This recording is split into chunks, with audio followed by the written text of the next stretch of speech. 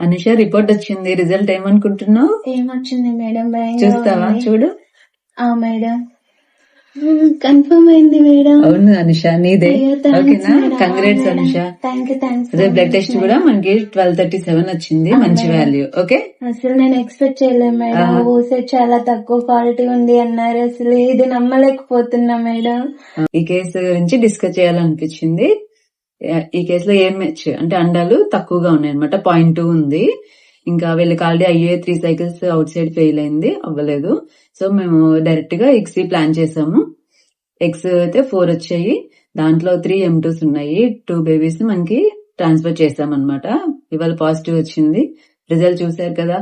AMH తక్కువ ఉందనగానే కంగారు పడాల్సిన అవసరం లేదు. మంచి డైట్ తీసుకొని, కాకపోతే 1 month కూడా వేస్ట్ చేయకుండా త్వరగా ట్రీట్మెంట్ తీసుకోవడం వల్ల ఖచ్చితంగా ప్రెగ్నెన్సీ ఛాన్సెస్ ఉంటాయి. ఖచ్చితంగా అన్ని కేసెస్ లో అయితే డోనర్ అవసరం పడకపోవచ్చు, కాకపోతే తొందరగా ట్రీట్మెంట్ స్టార్ట్ చేసి మనకి ప్రెగ్నెన్సీ రావడానికి ఛాన్సెస్ ఉంటాయి. All the best. Thank you.